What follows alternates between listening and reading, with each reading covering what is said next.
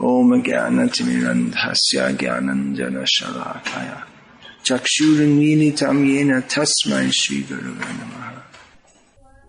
In this short but very sweet purport, Srila Prabhupada is demonstrating the wonderful gift of Krishna consciousness. When a devotee chants Hare Krishna, Krishna and his internal potency dance on the tongue of the devotee. When a devotee offers food with love to Krishna, Krishna directly accepts that. This is the gift of Ananya Bhakti. The word was used in the previous verse, Ananya. Devotion without deviation to any other subject. So the conclusion is simple and clear. Everyone should simply surrender to Krishna and be happy eternally on the platform of pure Krishna consciousness. Is that alright? Okay. So we can finish the class and just be pure devotee. Okay? Why are you all laughing? You're laughing because it's a joke. We're not pure devotees. Hari Hari Bifale Janama Goainu Manusha Janama Paya Radha Krishna Nabhajiya Janiya Shuniya Bisha Kainu. This is our position. That we know that service to Radha and Krishna is the only meaning of life. We kind of know it. We talk about it. But we have so many other things to do and think about and desire for. Other means Anya. We are not Ananya, we are not one-pointed. But at least we're talking about Krishna and Krishna consciousness and trying to engage in Krishna's service to the best of our ability, despite being handicapped by various material desires. And we have faith in the goal of coming to the platform where simply by chanting the holy names of Krishna, the whole spiritual world is revealed to us. That most people are not ready to take up the instruction which Krishna gives in this verse is accepted by Krishna. Therefore, after giving these instructions just to be a completely pure devotee, in the next few verses he offers alternatives for those who are aspiring to be pure devotees but who, realistically speaking, are not yet on that platform. And he even offers alternatives for persons who are not aspiring to be pure devotees, but who, without clear knowledge of the goal of pure devotion, wish to be better persons. There is a gradation of position, of which the best is to simply be a pure devotee. And if one is not a pure devotee, one may directly aspire for pure devotional service by taking up the process of sadhana bhakti. Then there's cultivating knowledge about Krishna, or about the absolute truth. There is karma yoga, by which one works with attachment to the result, but nevertheless offers that to Krishna. Yeah, please all move forward a little bit. Make some space for our welcome guests. How do you say welcome in Polski? Vitamin. Oh, all right, you say it. Even in this chapter, it's mentioned about performing what elsewhere is called mundane charitable activities. So, usually from the absolute platform, performing mundane welfare activities are not rated very highly. Generally people think that opening schools and hospitals, of course they don't do that in this country, but in India the government does it. But in countries where the government doesn't do it, or doesn't do it very well, then people think that opening schools and hospitals is a very great service to human society. Red Cross, or Red Crescent, if you're in a Muslim country. Red Crescent, and there's helping, aid for the blind, aim for the deaf, aid for the blind, aid for the deaf, aid for the dogs, and so on. So from the absolute viewpoint, such activities which are highly lauded in mundane society are not considered to the point, because they only attempt to help the body, and the body is a covering for the soul. The example is given of a man drowning in the river, and he's calling out, "Help! So someone jumps in and swims out and rips the shirt off the drowning man and comes back. And they say, well, what's the point of that? Well, what's the answer? No point. You're supposed to save the man, not the shirt. So in the same way, someone who acts simply for the benefit of the body, but not for the soul, which is covered by the body, is something like one who saves the shirt of a drowning man. So, from the absolute point of view, someone like Mother Teresa of Calcutta, who became very famous as a great saintly person, is not rated very highly, because her activities were directed at the body, based on the Christian misunderstanding that the body and the soul are the same. That on the day of judgment, God will come and dig up all the already eaten by worms bodies and bring them back together again. And those who are Christians, and specifically Catholics, if you happen to be a Catholic, you believe this, then you go to heaven, and if not, you get thrown in hell forever. This is a great dilemma for persons brought up in Northern Ireland. My mother was from Northern Ireland. Protestants say that if you believe in the Virgin Mary, you go to hell. And the Catholics say if you don't believe in the Virgin Mary, you go to hell. So there's no real philosophy to understand why. So it's, it's like flipping a coin, Russian roulette or something. You might just hope on the day of judgment you can stand in the middle of the road and see whether God comes on the Protestant church side or the Catholic church side and run in at the last moment. So no doubt pious belief in God, but not very weak in philosophical understanding. However, that is here in this chapter of Bhagavad-gita, that is recommended for persons who don't have actual knowledge of the soul and the relationship to Krishna. And picking dying people off the streets of Calcutta, where they've lived all their lives, and putting them in a home for the last 2-3 days before they die, is a better activity than, for instance, opening camps like Auschwitz. And that endeavor to try to help others, even though not based on transcendental knowledge, is considered pious. However, a lack of transcendental knowledge may convert a pious sentiment into impiety. I remember when I was a child, seeing in the newspaper they were telling there was a great drought in Bihar, a state in northern India, and that many people were dying of starvation. Although later, when I grew up and went to India, I went to Bihar, and I asked about the drought and the people starving, and no one knew anything about it. It sounds like a good hoax for raising money.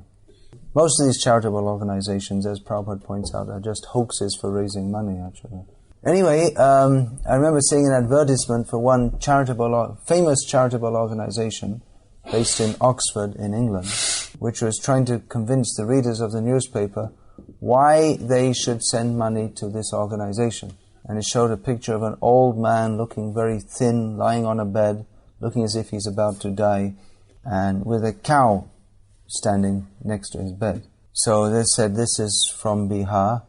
See, this man is so ignorant, he's dying of starvation. There's a cow standing next to him, he doesn't kill it.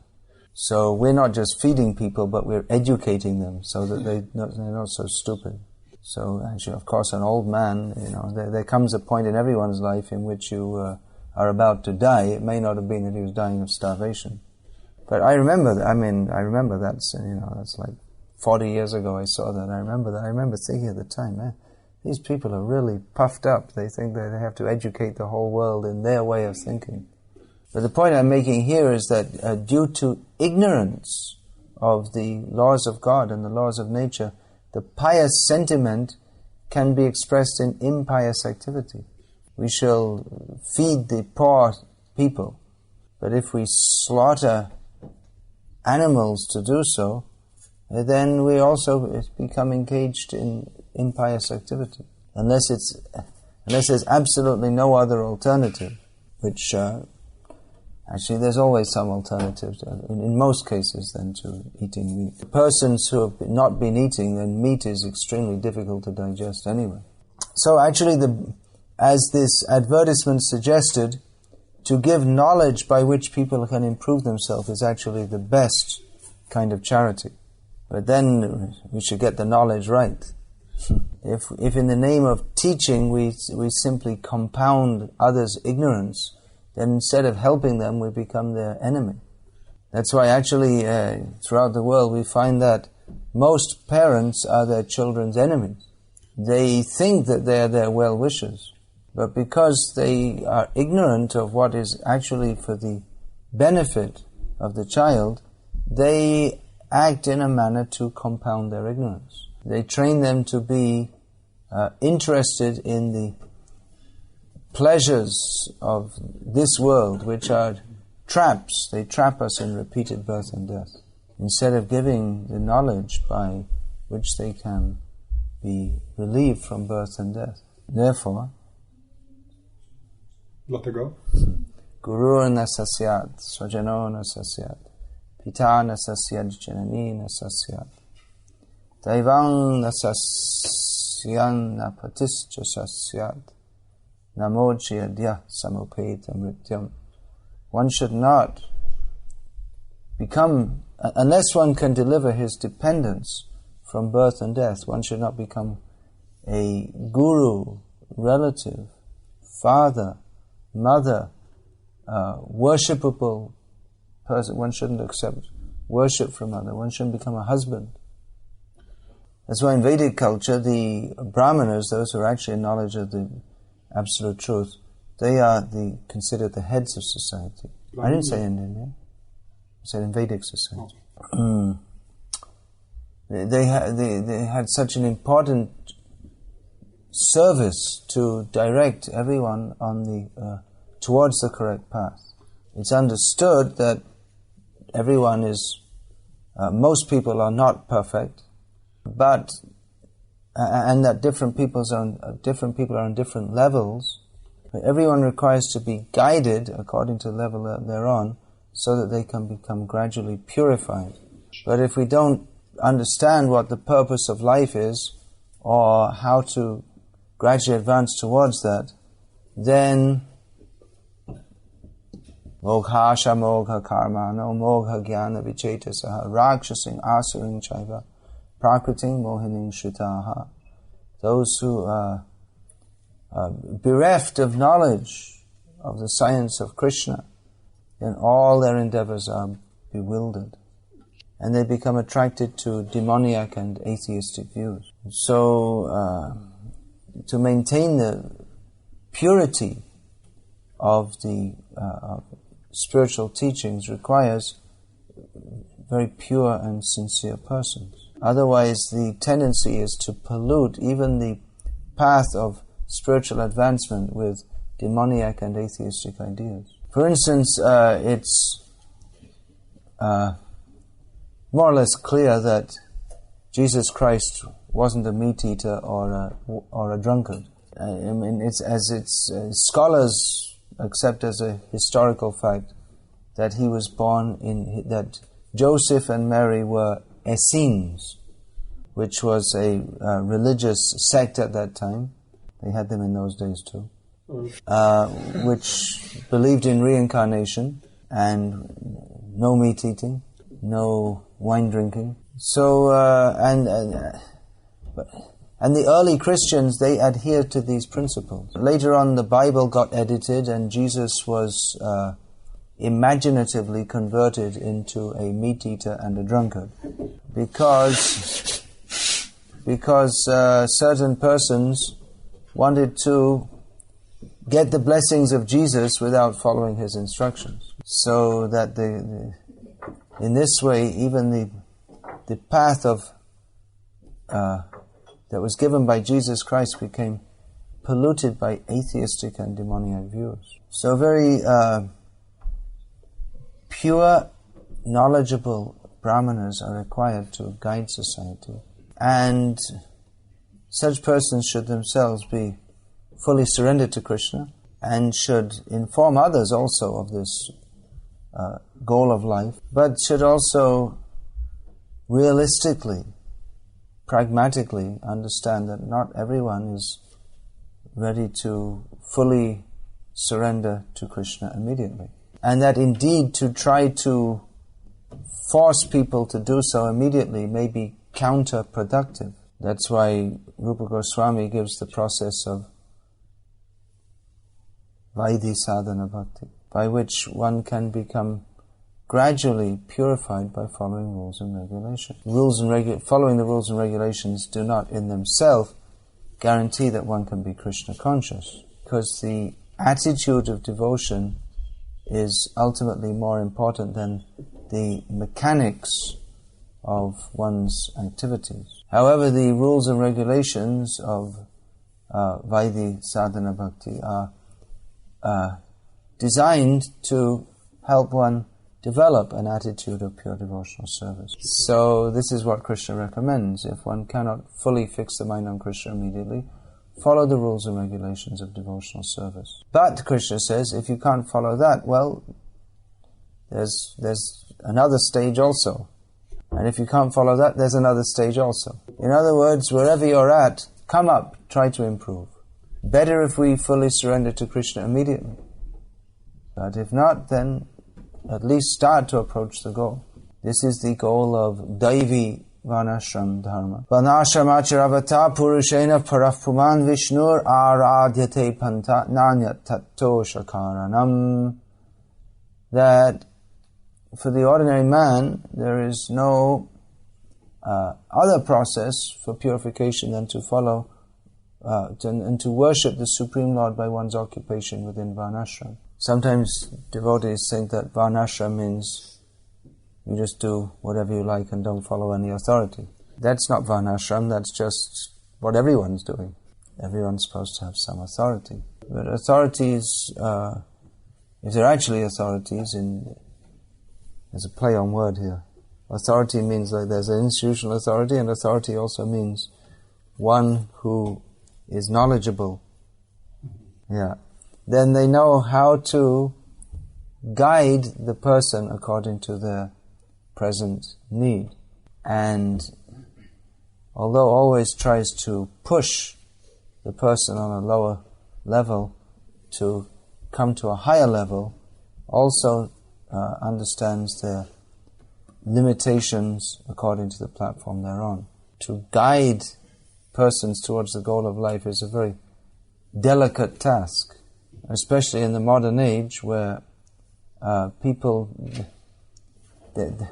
without the background of Vedic culture, they don't have the grounding in basic pious life. Which is why that often the persons who are attempting to guide and those who are being guided, they may be a little bit off-center. Fortunately, Haren Nama, Haren Nama, Haren Nama Eva Kevalam, Kalo Nascheva, Nascheva, Nascheva Gatiram. You can give the translation of that. Can everyone at the back hear? No. You have to speak more loudly. Say it again, more loudly. Actually, we should all go on the roof and shout this so that even the cows start jumping up and down and chanting Hare Krishna. There's great hope despite our inadequacies and insufficiencies. However, along with chanting Hare Krishna, Rupa Goswami has given so many other directions.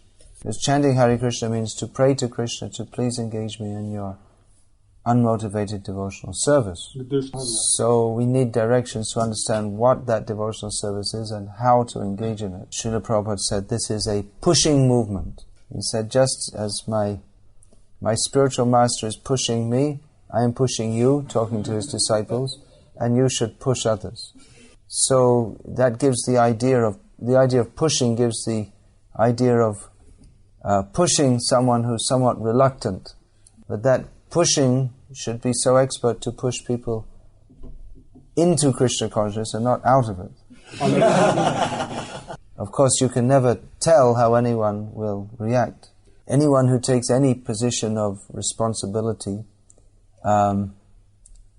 takes risks with every decision. You can never tell how people will react or what the consequences of what one's action will be. Even sometimes Srila Prabhupada's disciples left him, considering him unreasonable.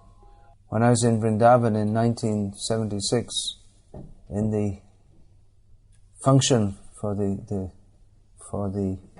fire sacrifice for my Brahminical initiation, in the middle of the yagya, swaha, swaha, Prabhupada suddenly leaned into the microphone and said, "Stop!" And he pointed to the back of the square in the courtyard in the front of the temple and said, "This child has his hand in his mouth. He is contaminating the whole sacrifice."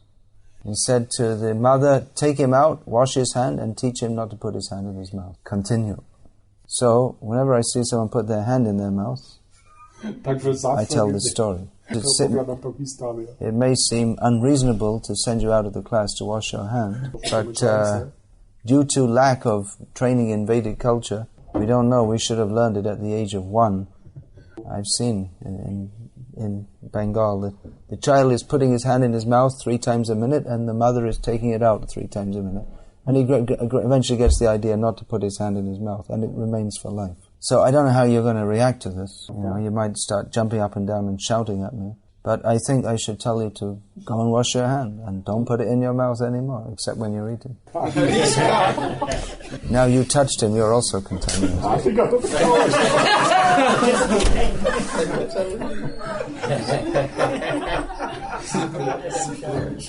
It's a very high culture, Vedic culture. The thing is, as Prabhupada explained, the mouth is more contaminated than the anus. And actually, if you consider, most diseases are orally transmitted by breath, right? What? Is that right? Any doctors here? By breath. If you go in a room with someone who's got a disease, then in many cases it's picked up just from the air. So if you touch the hand in the mouth, then you, without thinking, then you're going to touch Bhagavad-gita or touch beads, then it becomes an offense actually. So you see, devotees don't know this, and they're going worshipping the deity. So you should learn all these things. So many things have to be taught. Brahminical culture is very high culture. It's also, with the subject here is surrender to Krishna. It's also part of surrender to Krishna. Because if we're going to, like that, if we're going to worship the deity, but we have, we always have our hands in our mouth, then obviously it's offensive. So there are many things to learn. Srila Prabhupada said that this Krishna conscious movement is not a religion in the ordinary sense of the term, but it's a scientific, cultural, educational and philosophical movement meant for the re-spiritualization of the entire world. Scientific, cultural, educational and philosophical. It's a great endeavor to preach this Krishna consciousness in the modern world, which is running so fast in the opposite direction, and ourselves coming from such ineligible backgrounds. Therefore, Sadhu Sangha Krishna Nam Ematro Chai Sangsar Jinite Ar Kono Vastu Nai. That Jagadananda Pandit, a great devotee of Chaitanya Mahaprabhu, says, association of pure devotees and the name of Krishna, these are all that I desire. There is nothing else to help us cross over this world of birth and death, to conquer over birth and death. We have to chant the holy names and take association with and guidance from competent devotees who will guide us according to our present need. Just like, for instance, someone may be just occasionally associating with devotees. So it may be realistic to guide them that, or you please start chanting. Please chant 1 round of the Hare Krishna mantra every day. Or maybe they're not even ready for that. We can just give them lots of prasadam. And if they start to chant 1 round, and say, now I'm chanting 1 round, say, oh, very good. But if a devotee, initiated devotee, comes to his guru and says, I'm chanting 1 round a day, and they say, not very good. You've promised to chant at least 16. So the person who's promised to chant at least 16, he's supposed to be on a higher level than one who's not chanting at all. So people have to be intelligently instructed according to their level.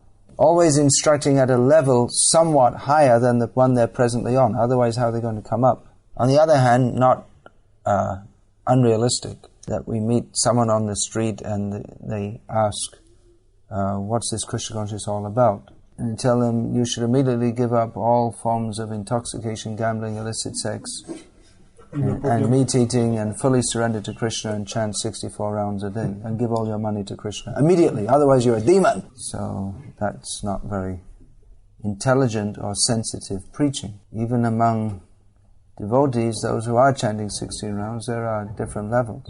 And no one should make an excuse to not engage in service, but at the same time, not everyone's ready to surrender to the same extent. And even some devotees may have a desire to perform service, but they may have different impediments to that, such as physical sickness, or due to material commitments. They have to look after their family. They're not able to perform service on the same level, for instance, as one who doesn't have a family, who's a full-time brahmachari. So an intelligent and sensitive guide interested in the uplift of his wards, ward, you know the word? Dependent? Yeah. He appreciates the sincerity of whatever service is performed and tries to encourage that. As Srila Prabhupada said, fan the spark.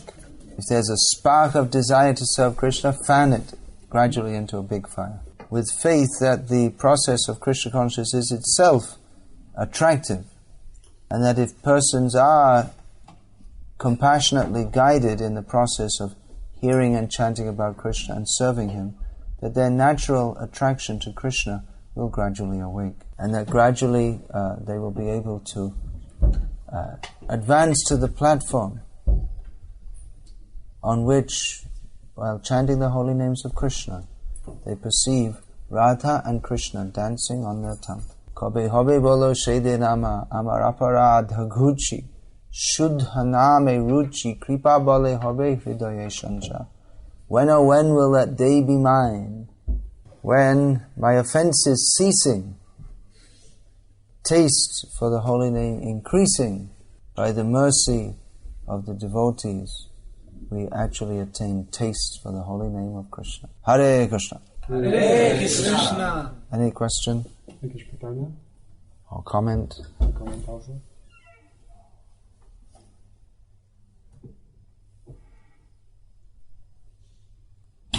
All happy with the festival today?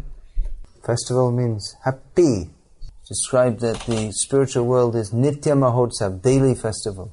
All the preparations are made by Leela Shakti. You only have to enjoy. So go on making these festivals and be prepared to enter the eternal festival of hearing and chanting about Krishna directly in His association, dancing with Him, and sometimes maybe even stealing His lunchbox. As Prabhupada once said, sitting back in a relaxed mood with his knee up like this, with his eyes wide and sparkling, he said, I only have one desire, to go to Golok Vrindavan and steal Krishna's lunchbox.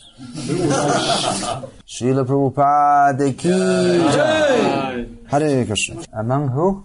The best heroes. No, heroes, the listeners, those who listen the best. Those who listen the best. Who listened the best? You did, okay. Alright, you can have one. Anyone else? He's a little exhausted from all the hard work and the festival. Why don't we give one to a listener here? Okay, I only have one more thing to... Oh, you have a question? Yeah, okay then. Question. How we can recognize who is Mahabhagavat if we are not? Jak możemy rozpoznać, kto jest Mahabhagavatem, jeśli sami nie jesteśmy? Well, it may be difficult. Może być trudne. But basically one who is always talking of Krishna, acting for Krishna, and who's developed the qualities of the self-evident qualities of a saintly person. Hare Krishna. Hare Krishna. All glories to Srila Prabhupada. Jai. Bhakti Vikas Maharaj ki.